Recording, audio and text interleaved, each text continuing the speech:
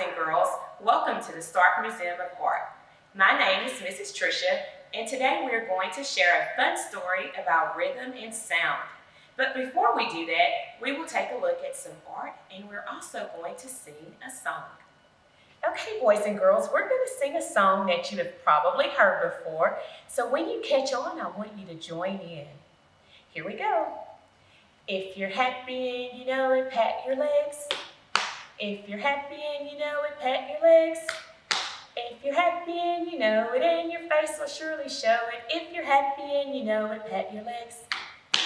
If you're happy and you know it, give a clap. If you're happy and you know it, give a clap. If you're happy and you know it, and your face will surely show it. If you're happy and you know it, give a clap. If you're happy and you know it, give a tap. If you're happy and you know it, give a tap. If you're happy and you know it, and your face will surely show it. If you're happy and you know it, give a tap. If you're happy and you know it, do all three. If you're happy and you know it, do all three. If you're happy and you know it, and your face will surely show it. If you're happy and you know it, do all three. Great job, boys and girls. Now we're going to take a visit to Gallery 4 in the Stark Museum of Art. Come along. Hi friends, welcome to Gallery 4 of the Stark Museum of Art. I'm so glad we all made it here and we didn't lose any friends along the way. So let's take a look at a sculpture called the Chant of the Rio Grande. It was created by artist Alan Hauser. I want you to use your eyes today and look at this sculpture and tell me what instruments you see. That's right, drums. I see 3 drums here. And if you notice, they are using sticks to beat their drums. And they create sound, and sometimes they create rhythm when using their drumsticks on their drums. Now I want you to think for just a second, what if you had a drum like this, but you didn't have a stick? What could you use on your body to create a beat? That's right, your hands. So I'm going to show you how to create a rhythm using this drum in my hand. If you catch on, I want you to clap along with me in your classroom. So here we go. We'll do that one more time. And one last time. And that's how you can create a rhythm. Now that I have your brains all warmed up, talking about rhythm, let's move on and read a story. I'm so excited to get to read a story to you today. So I want you to tell me, what do we call the person who writes a story? That's right, we call them an author. And what about the person who draws the pictures for our books? That's correct. We call them an illustrator. So today we're going to read a story called Hand, Hand, Fingers, Thumb by Al Perkins and illustrated by Eric Gurney.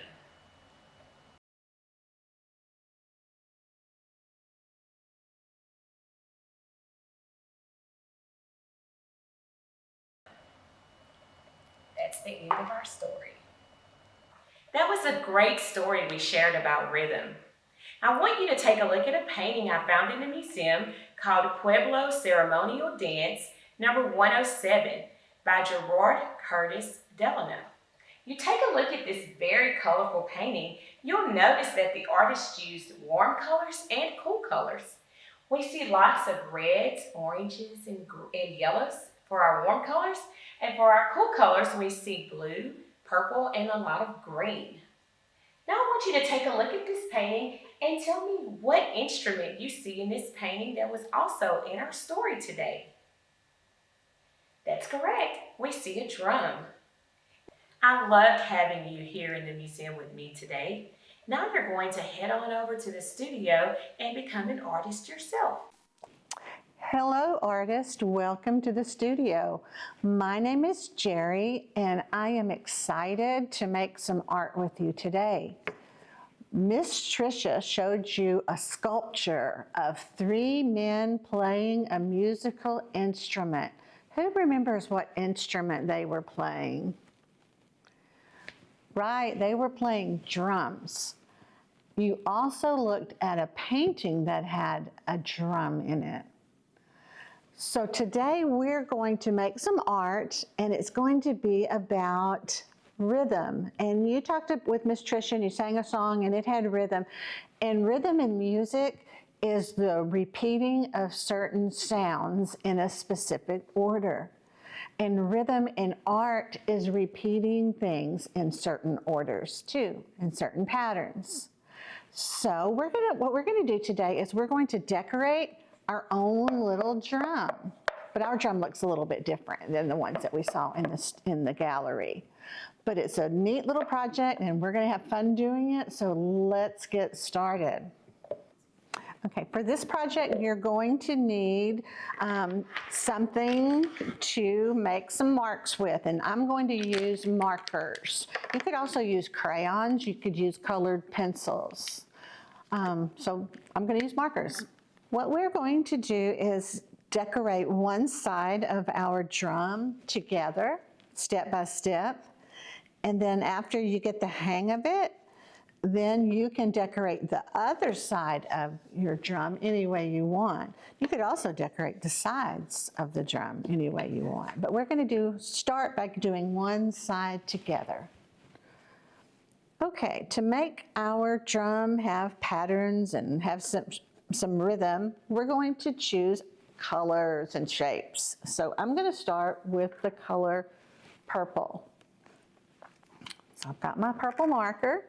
And now I need to choose a shape to start with. So one of my favorite shapes is this shape. What shape is this? A circle, right. So I'm going to make a purple circle and color it in like that. That's easy, right? Now, to give it rhythm, we have to repeat these shapes and colors. So now I'm going to make another circle. I'm going to go all the way around the sides of my drum, making purple circles. All right, so I have a circle of circles going around my drum. I'm through with my purple now, so I'm going to choose another shape. What's another shape that you know? How about a square? And this square that I'm holding is green, so I think I'm going to do a green square. So let me find my green marker. And where could I put a green square? Well, I have this big space in the middle, so I could put a big green square in the middle. All right, so let's color that in. All right, now we have two colors and two shapes. Let's add another color. What's your favorite color? I bet somebody said red. So let's go with red. And what's a shape that I haven't used? I haven't used a triangle, a three-sided shape. Well, let's see where I could put red triangles. How about a red triangle right here? Then I could turn my drum and put a red triangle right here. I could put a red triangle here. And I could put a red triangle there. All right, I like that. Now, what's another color that I haven't used? Did I hear somebody say yellow? I did. All right, so let's do some yellow marks. And this time I'm just going to make some lines, kind of like bars, or they could even be called rectangles, thin rectangles. And I'm going in between my circles. And I could add a little bit of orange to this. Where could I put orange? I could put some orange in the middle if I wanted to. But I think what I'm going to do is put some more little circles. Maybe at the top and bottom of these yellow marks. All right, so I have one side of my drum decorated with shapes and colors, and they make patterns, and that gives it rhythm. Now you can turn your drum over and you can decorate the other side any way you want using what you have to work with. You could also decorate the sides of the drum and that middle piece of the drum. And then when you're done,